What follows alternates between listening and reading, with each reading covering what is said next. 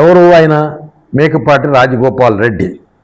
ఆ రాజగోపాల్ రెడ్డి ఎంత గొప్పవాడంటే, ఇది రాజగోపాల్ రెడ్డి రాజకీయం చేసే ముందు, ప్రజల ముందుకు పోయే ముందు, ప్రజలకు ఆయన ఏదైనా మంచి చెడ్డ విన్నవించే ముందు, ఉదయగిరిని నేను అభివృద్ధి చేస్తానని చెప్పే ముందు, నువ్వు నీ ఇంట్లో ఇంట గెలిచి రచ్చ గెలవమన్నారు.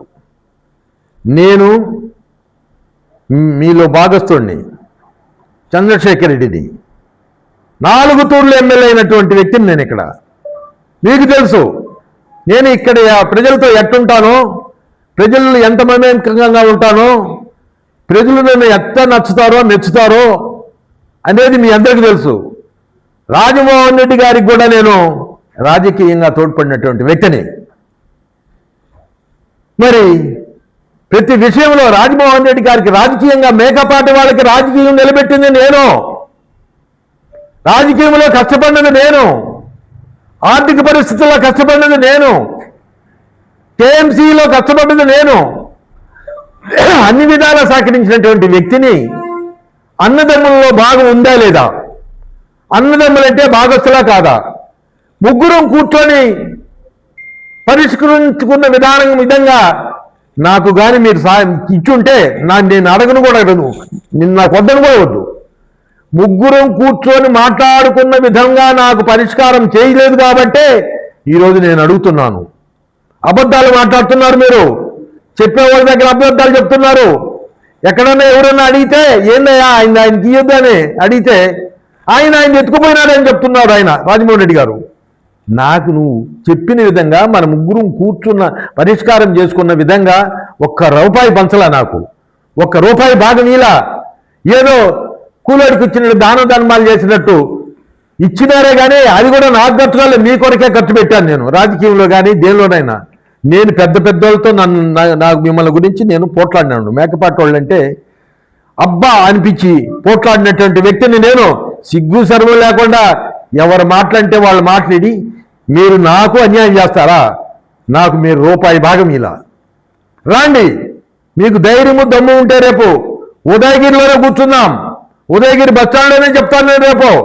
అన్నీ నాకేమేమి ఇచ్చినారో మీరు నాకు చెప్పండి, నేను దానికి ఆన్సర్ చేస్తాను. అది నేను మన మధ్య ముగ్గురం మాట్లాడుకున్న విధంగా ₹10 తక్కువ చేసేనా ఈమెని కూడా అడిగినాను. మీతో మీ దగ్గరకు వచ్చే వాళ్ళకి కూడా చెప్పాను. నాకు ఏదో ఒకటి తక్కువ చేసి నా భాగం నాకు ఇప్పించండి అని. నాకు ఇవ్వకుండా ఇచ్చినా నేను చెప్తారా? మీరు పెద్ద మనుషులు అవుతారా? రాజమోహన్ రెడ్డి గారు నన్ను అడిగేవాడు, రాజారెడ్డి ఏందన్నా ఇంత మేము కలిసిమెలిసి ఉన్నప్పుడు అన్న మనకు అన్యాయం చేస్తాడన్నా, అన్యాయం జరుగుద్దన్నా మనకు అని అంటుంటే, అన్న అట్ట చేసేవాడు కాదులేయా, రాజమోహన్ అన్న అట్ట చేయలేయా అని మనమేమంతా కలతపడిన అక్కర్లేదులేయా, అనుమానపడిన అక్కర్లేదయా అని చెప్పినటువంటి వ్యక్తిని నువ్వు నాకు అన్యాయం చేస్తావంటాయా? రాజమోహన్ రెడ్డి గారు, మీరు చెప్పిన మాట ప్రకారం నాకు బాగా పరిష్కారం చేయలేదు. నేను ఎక్కడైనా దేనికాడికి ఏ దేవుడి కాడికైనా వస్తా, ఏ దేవుడి దగ్గర వచ్చైనా పలుకుతాను. రాజారెడ్డి మీరిద్దరు వచ్చి మరి వెంకటేశ్వర స్వామి కాడికి పోతాంరా, నాకు మొత్తం పరిష్కారం చేసినారేమో, మరి నేను నాకు చేయలేదని నేను దేవుడి కాడనే నేను చెప్తాను. మీరు చేసినారని చెప్తున్నారు రండి. నాకు పరిష్కారం చేయకుండా చెప్పుడు మాటలని నేను మీలో భాగస్తుని కదా, నాకు బాగా వాళ్ళు ఉండవా? అన్నదమ్ముల భాగాలు ఎవరికి పల్లెటూరులో ఉంటుందే, ఎవరైనా పంచుకుంటారే. చిన్న ఫ్యామిలీస్ కూడా బాగా పరిష్కారం చేసుకుంటారు. మీరు ఇంత మొగోళ్ళు ఇన్ని రాజకీయం చేసినాడు, ఆయన 5 తూర్లు ఎంపీ, ఈయన ఒక పెద్ద కాంట్రాక్టరు, ఇంకా ఈయన కొడుకులు ఓని ఉన్నారు, అందరూ మాకు 10,000 కోట్లు ఉన్నాయి, 20,000 కోట్లు ఉన్నాయని మీరే చెప్పుకుంటున్నారే. నాకు ఏమి కోట్లు ఉన్నాయి? నేను ఏం తప్పు చేసినాను? నేను చేసిన తప్పు ఎవరు చేయలేదా? అంటే రాజకీయాలలో ఎవరికి లేరా 2 భార్యలు? అంటే తప్ప? 2 భార్యలు ఉండటం తప్ప? నాకు 2వ వైఫ్గా ఉండటం ఆ తప్ప?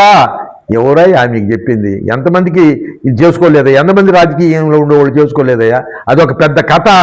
పూర్వం నుంచి పెద్ద రాజులకు ఉంటారయ్యా 2-3 పెళ్ళాలు. మీరు మాకేదో నేనేదో చేసుకున్నానని నాకు అన్యాయం చేసిన నా కుటుంబాన్ని అంతా నాశనం చేసినారయ్యా. మీ చెప్పుడు మాటలని అవన్నీ మీరు నాశనం చేసుకున్నారు.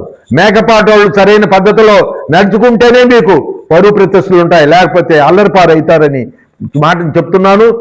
ఈరోజు చంద్రబాబు నాయుడిని మళ్ళా చెప్తున్నాను, చంద్రబాబు నాయుడు గారిని మరి ఎక్కడన్నా కానీ తప్పుడు భాష మాట్లాడితే ఒప్పుకునే ప్రశ్న ఏంటి? నా భాగమే ఇవ్వకుండా ఇంకిస్తాడు ఏందండి? అబద్ధాలు మాట్లాడుతున్నారు.